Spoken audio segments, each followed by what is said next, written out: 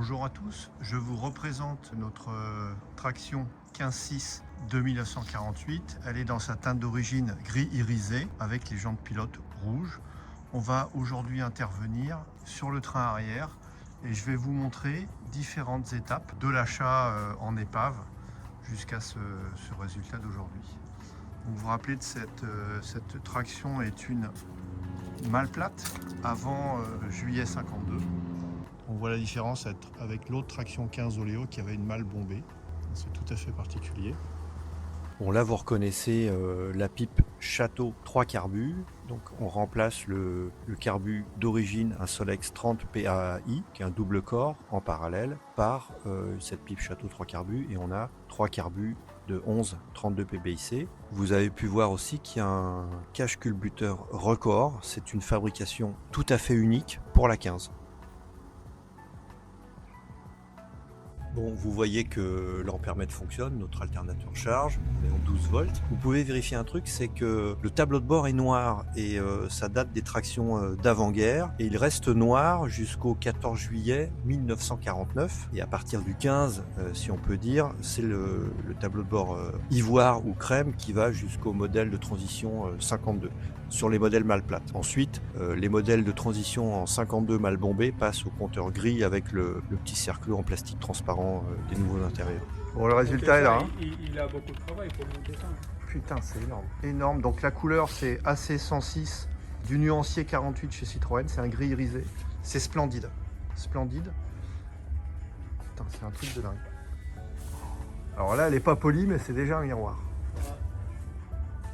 Ah oui, je voulais vous dire que les rushs que vous voyez aujourd'hui là, dans la carrosserie, je les ai faits en 2021. Et en 2021, j'ai pris mon smartphone, j'ai juste fait des petites photos, des petites vidéos comme ça.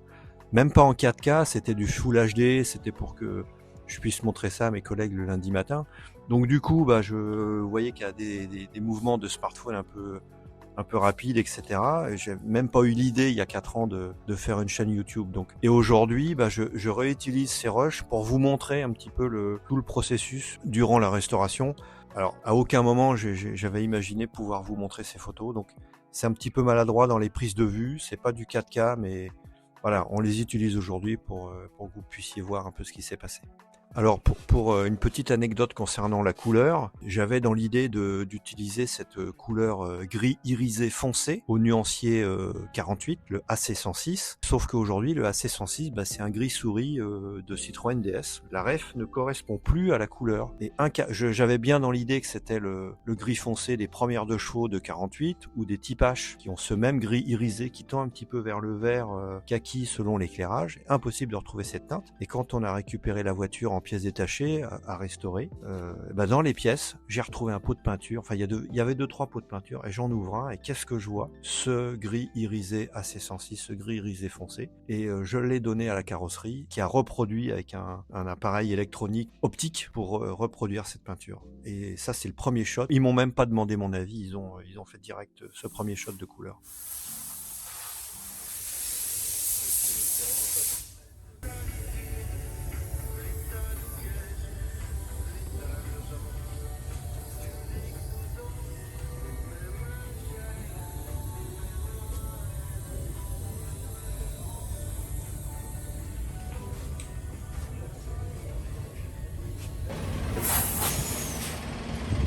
Bon ça y est, grand jour. C'est énorme.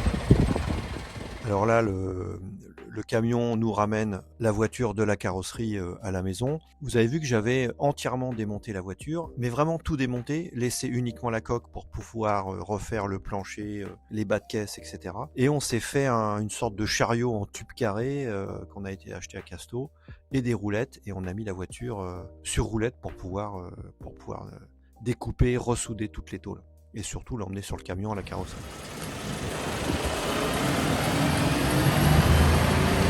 J'espère que le mec revient là quand même. Là, on vient de rentrer la voiture dans le garage, elle est au sec et on va pouvoir commencer le réassemblage et la reconstruction de tout ça. C'est le départ d'une grande aventure. Alors on avait amené cette coque à la carrosserie 1 an plus tôt et ils l'ont fait de temps en temps. La carrosserie c'est toujours assez long, ils l'ont gardée pendant 1 an. Et nous pendant 1 an, toutes les pièces qui étaient sur la carrosserie qu'on avait démontées, comme le train avant, le train arrière, le moteur, les portes, tout, la moindre petite vis, on a tout reconditionné, on a tout repeint. Mais c'est vraiment tout, hein, les manivelles de lève-glace, les pare-brises, toutes les vis ont été réassemblées, archivées dans des casiers, numérotées, étiquetées. Et maintenant que la coque est revenue, c'est le grand remontage. C'est la partie que je préfère dans une restauration. On est dans le garage. Hein. Là, on bosse, on fait les petits pas de vis. Ça, c'est pour recevoir les réceptacles de caoutchouc de porte chromé. On a remis les gâches en bronze. Voilà. Pareil à l'avant.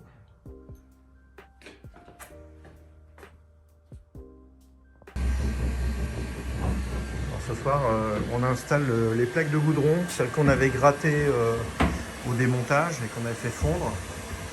Et là, ce sont des plaques de goudron d'insonorisant autocollant qu'on fait chauffer.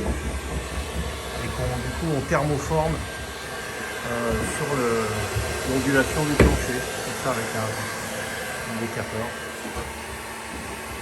Ça va Lila, ça se passe bien? Voilà. Là, les plaques.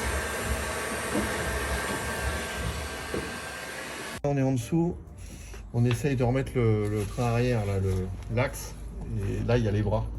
Les bras qui sont reliés à l'essieu et avec le maillet qui est là.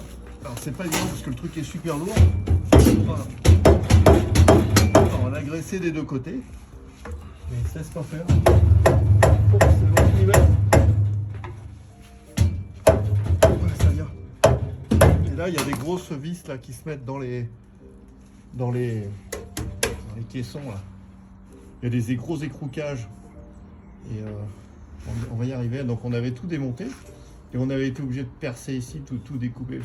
C'était pourri, puis les écrous étaient bloqués dans les écrouquages. Donc là, je suis en train de réinsérer le train arrière. Donc c'est la partie sans les bras et sans les barres de torsion. Je réinsère ça dans la coque et il y a des vis qui viennent, des boulons qui viennent se mettre dans des écrouquages qui sont dans les caissons. C'est pas évident, il rentre pas tout seul, mais il va rentrer. Alors là, on va remettre les bras. Donc ici, je commence par le bras arrière droit. Et ça, c'est la barre de torsion qui avait été repérée à l'époque. Donc il y a des cannelures ici dans le bras. Et les cannelures sont prises dans des cils en bloc qu'il va falloir serrer par la suite avec ces écrous-là. Et là, je vais aller insérer ça dans la partie fixe du train arrière. Donc la barre de torsion va se tordre comme ça, longitudinalement. C'est ça qui fera la suspension arrière. Donc pour le moment, je l'enquille pas là-bas parce que je dois respecter ici une distance avec une pige de 43,5 cm entre axe d'amortisseur. Ici, axe haut et axe bas qui sera sur l'essieu. Donc je l'enquille au maximum sur la partie intérieure et je vais aller la mettre comme ça sur sa partie fixe avec des micros ici à l'intérieur. Ça va pas être simple parce qu'il va pas se laisser faire, mais voilà. Alors là j'ai remis le bras, il y a quelques vis là. J'ai dû remettre l'essieu parce que l'essieu va dans le bas du bras. Ça, ce sont les supports d'amortisseur. Il me reste plus qu'à renfiler la barre de torsion dans ces cannelures fixes là-bas. J'ai remis le deuxième bras. L'essieu est dedans. Pour l'instant, il est supporté par des chandelles. Il faut que je remonte le tout, mais il se laisse pas faire. Mais on va finir par y arriver. Je suis tout seul là, cet après-midi, donc c'est pas simple. Alors, à ce soir, on a fait les piges avec un anthrax de 435 mm.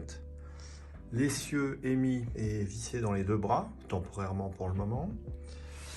On a vissé les deux bras sur le côté Pareil pour la même chose de l'autre côté. Et il nous manque, il faut maintenant mettre les barres de torsion dans leur point fixe. Et on doit respecter ici, entre cet axe-là et cet axe-là, 82 mm. Voilà, c'est ça, 82. Là, je suis à 82. Et évidemment, maintenant, la difficulté, c'est de la mettre là-dedans. Et elle ne veut pas rentrer. Donc on arrête pour ce soir, pour éviter de faire des bêtises. Et l'autre côté, c'est pareil. On a mis la pige de 435 mm. L'essieu est bloqué dans son bras. Et si on réussit ça demain, on aura réussi à remonter le train arrière complet. Et ensuite, une fois qu'on aura bloqué les barres de torsion dans leur point fixe, on ira resserrer ces écrous-là qui bloqueront les paliers. Paliers qui sont les cils en bloc en fait. Qui bloqueront les cils en bloc et qui feront l'élasticité de la suspension. Voilà. Stop pour ce soir. Alors, ça y est, on a remis les barres de torsion dans leur logement central. On a mis des petites fourchettes qui permettent de tenir les barres de torsion, les maintenir. Les deux côtés sont mis, alors on va remonter comme ça. Il y a une petite erreur qui est faite là au niveau des écrous. Ici, l'écrou doit se positionner ici et pas là. Donc on va le redémonter puis le remettre, c'est pas bien grave. Ça permettra de faire un réglage. Voilà, on avance. Alors prochaine étape, c'est les plateaux de frein qu'on avait déjà reconditionnés. Il y a des garnitures neuves qui ont été rivetées. Voilà, il y a un cylindre de roue tout neuf et les plateaux ont été complètement repeints. Alors à l'extérieur, c'est de la peinture châssis spécifique. Voilà. Alors là, il y a l'entrée des câbles de frein à main. Et à l'intérieur, c'est du noir mat classique. Voilà, on y va. Alors on a remis les plateaux de frein, voilà. On commence par mettre les amortisseurs. Donc ici on avait inversé la petite biellette, on l'a remis de l'autre côté. Et ici c'est la vis de réglage de hauteur. Donc quand on va poser la voiture par terre, elle va s'affaisser. Et on la remontera avec les vis de hauteur. Il faudra mettre la même hauteur des deux côtés évidemment. Et voilà, et on rebandera la barre de torsion. Voilà, donc ça avance doucement.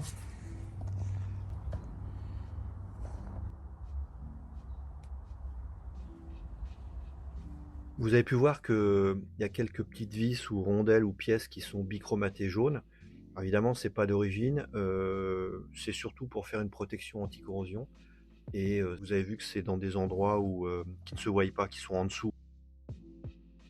Donc je viens de m'occuper des freins côté arrière droit. Alors ce qu'on a fait, c'est qu'on a passé le câble de frein à main.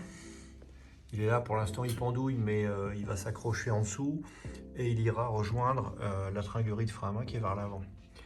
Donc c'est un câble de remplacement. Les anciens, ils sont là. Bon, ils sont cuits, hein. Ils sont complètement cuits. Les gaines, genre tuyaux de douche, ont 80 ans, donc c'est mort. Donc voilà, on a été chercher la garniture du fond, celle-ci, et avec un rappel, elle vient pousser celle-là quand on tire dessus. Ensuite, on a des excentriques de réglage. Voilà, donc là, on fait bouger la garniture. Voilà, donc il va falloir un outil spécial pour prendre le diamètre intérieur du tambour, le reporter sur les garnitures et laisser à peine 1 mm de jeu pour que les garnitures soient au plus proche du tambour. Donc les tambours ont été réalisés. Donc voilà, il y a déjà un truc de fait. On a mis les goupilles fendues, resserrées à la façon Citroën, comme ça. Voilà. Et je vais m'attaquer à l'autre côté. Vous avez pu constater que j'ai utilisé de la graisse cuivrée pour tout remontage, notamment des barres de torsion. L'intérêt, c'est que dans plusieurs années, il restera au moins le cuivre dans l'assemblage et ça me permettra de quoi qu'il arrive, pouvoir démonter ma pièce. Il faut savoir qu'à l'époque, chez Citroën, et les premières tractions datent de 1934, avril 34, toutes les vis, les écrous, les boulons sont systématiquement graissés au montage. Et c'est un avantage énorme parce que quand vous démontez une voiture 90 ans après, vous démontez une traction.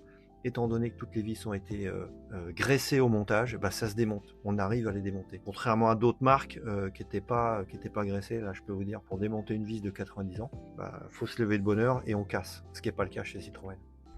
Alors là on a les tambours, gauche-droite. On doit remettre un roulement intérieur et un roulement extérieur. Donc on avait extrait les cages, enfin ces roulements. Ils sont là, ce sont des roulements d'époque, ils ont 80 ans et pas loin de 100 000 km. Ce sont des SKF 3207, c'est des roulements de type Timken avec des sortes d'aiguilles coniques. Voilà. La cage est conique. Ça a fait ses preuves. Ça sont des joints spi d'époque. Alors ils ont une petite lèvre en cuir, qui est évidemment sec comme des pierres. Et il y a un petit ressort à l'intérieur qui resserre cette lèvre en cuir. Voici les roulements neufs. Donc c'est toujours des SKF, 80 ans plus tard, c'est toujours du 3007. Mais il a pratiquement zéro jeu, quoi, hein, il est tout neuf. Alors que là on avait des roulements qui étaient quand même dans un sale état. Hein. Et là ce sont les joints spi de maintenant. Donc ils sont plus en cuir mais en sorte de néoprène. Et on retrouve le ressort qui serre la lèvre là sur l'axe de l'essieu. Donc l'opération de ce soir va être d'insérer à la presse la cage côté moyeu à l'intérieur et la deuxième cage à l'extérieur. Donc les roulements sont identiques. Et comme on fait bien les choses chez Citroën, ces roulements de moyeu pour traction, de moyeu arrière, sont les mêmes que pour les différentiels de boîte de vitesse de 2 chevaux. Une pièce sert à beaucoup de véhicules chez Citroën, c'est un peu la règle. Voilà. Alors les roulements qu'on va insérer les cages qu'on va insérer dans les tambours de frein, et ensuite les cages avec les rouleaux Timken vont se mettre comme ça. Elles seront dans le tambour de frein, mais elles seront comme ça finalement sur l'essieu. Et ensuite, on serrera le tambour avec cet écrou. Voilà. Et le tour sera joué. Alors, on va les monter ce soir, de manière à pouvoir mettre la voiture sur ses roues, mais on les redémontera pour faire le réglage d'excentrique, pour approcher au plus près les plaquettes de frein de l'intérieur du tambour. Et ces réglages excentriques, alors sur cette une particularité, c'est qu'on les fait de l'intérieur. On fait le réglage du bas de l'intérieur et le réglage du haut de l'extérieur. C'est plutôt bien foutu sur les tractions parce qu'il y a 2 réglages. On peut écarter la garniture ici du tambour et écarter ici en haut. Sur la plupart des véhicules, on n'a qu'un seul réglage. Et du coup, la surface de frottement est moindre puisqu'on n'approche que le haut. Là, c'est quand même bien foutu. La voiture fait pratiquement 1,3 tonne. C'est un 6 cylindres qui, sur l'avant, fait 350 kg. Il faut l'arrêter. Et pour le coup, ça fonctionne plutôt pas mal. La cage, une des cages, le premier roulement dans le logement, et on va la descendre à la presse. On va se servir de l'ancienne cage, de l'ancien roulement pour pouvoir le pousser. Une cale et une cale supplémentaire. Voilà. Donc la cage, elle est en dessous. Et elle va normalement descendre dans son logement. Voilà, ça descend. Quand on n'arrivera plus, c'est qu'elle sera arrivée au fond. Donc là, on a inséré une deuxième cage ancienne. On va voir si on arrive au bout. On n'est pas au bout. Le bout là. Hein. Ouais, allez. Voilà, maintenant, il faut chasser celle qui est là.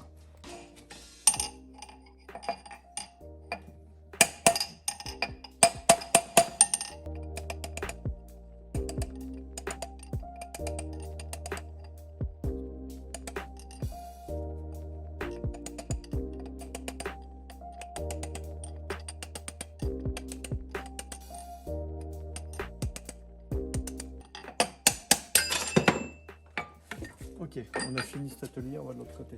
Bon. Voilà, donc on a vraiment noyé le rouleau dans la graisse. soit imprégné. Et puis là, c'est l'intérieur, hein, donc on va mettre un joint spi, donc les joints spi modernes là qu'on a. Donc on fait attention de ne pas mettre. Ça. Ouais, c'est ça. Attention de ne pas mettre de la graisse là-dedans. Voilà. Et là, on va taper au maillet. On va prendre l'ancien pour nous servir de guide.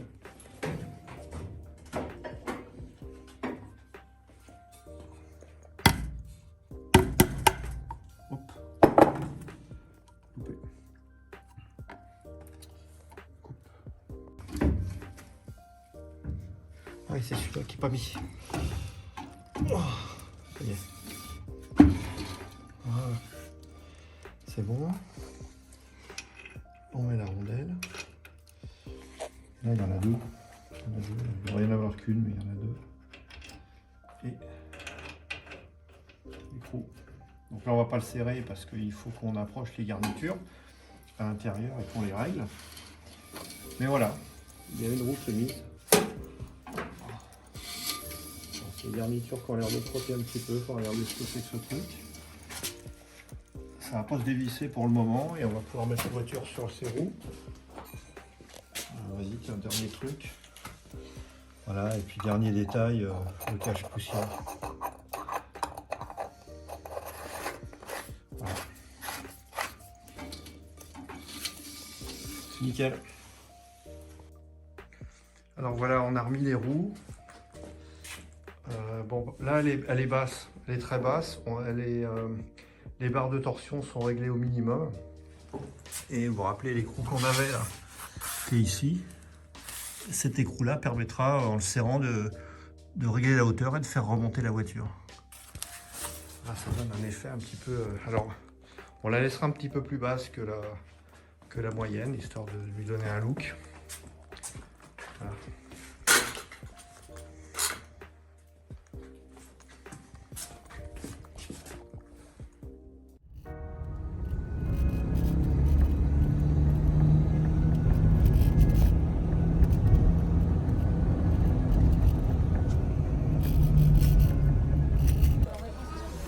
Les deux, ah oui. On est sur le local où ils font un petit peu de restauration. Bonjour Fifi. Bonjour. Bon, on est où là? Eh ben là, on vous accueille dans l'atelier du magazine Gasoline, atelier qui nous sert à faire les restaurations qu'on publie tous les mois dans le journal. Vas-y, on te suit. Si vous souhaitez, Oh, il y a une Lancia. voilà, on a une Lancia qui est en fin de restauration. C'est une Lancia qui ira en début d'année prochaine, qui rejoindra la collection de Michel Hommel au musée de l'Oéac. Ah oui, d'accord. Voilà, Ok. c'est une voiture qu'on a en restauration depuis pas mal d'années maintenant, mais ça avance tranquillement. Donc Voilà. là, c'est le 3e dimanche de chaque mois. Oui, alors on accueille, donc le magazine Gasoline va fêter ses 30 ans bientôt. Et depuis 27 ans, on organise tous les 3e dimanches de chaque mois une petite rencontre informelle où tu viens assez régulièrement. C'est nos lecteurs. C'est beaucoup nos lecteurs et puis beaucoup aussi de gens qui sont dans le coin. On a des gens qui viennent en vélo, qui font leur tour de vélo et qui s'arrêtent chez nous en fin de matinée. Donc c'est une manifestation où on a quand même beaucoup de voitures populaires, hein, parce que c'est quand même un peu le cœur de cible du journal. Et donc on ouvre l'atelier, comme ça les gens voient où on en est des restaurations et des sujets techniques qu'on prépare ici. Et puis comme vous le voyez, on offre un petit café. Enfin, c'est très convivial et c'est vraiment sans aucune prétention. Voilà. C'est toi qui fais les articles techniques dans Gasoline? Oui, alors j'ai la lourde charge d'être conseiller technique de rédaction et donc j'essaye de montrer aux gens comment on restaure des voitures en accompagnant au niveau mécanique un petit peu toutes les opérations. On essaye de faire des choses un peu plus précises et un petit peu plus détaillées qu'une revue technique. Et écoute, ça fait quand même déjà 27 ans que je fais ça. C'est pas mal. Hein. On est tous un peu solidaires des galères mécaniques et donc c'est très intéressant. Alors Gasoline, c'est un mensuel? Oui, c'est un magazine mensuel qui est sur 12 numéros maintenant, qui était sur 11 numéros pendant des années. C'est un magazine qui regroupe environ 35 000 lecteurs. Voilà, okay. On a en moyenne 35 000 lecteurs moyens par mois. Et on a, au-delà du journal, on a vraiment un esprit et on partage l'esprit de cette passion Ouais, qu'on c'est a vrai. tous pour la voiture Ouais, ancienne. je peux en parler. Et enfin, je pense que toi, tu peux Ouais, bien ouais, en ouais, parler c'est vrai. aussi Bon, à ce moi, niveau-là. Je viens ici depuis 30 ans aussi. Oui. J'habitais Fontenay-le-Fleury juste à côté, donc je venais. J'étais tout jeune et puis je suis toujours là. Ouais, non, mais c'est clair, on a beaucoup de lecteurs qui sont très fidèles parce que effectivement, on est bien chez Gasoline. Merci Fifi. Mais de rien, avec plaisir.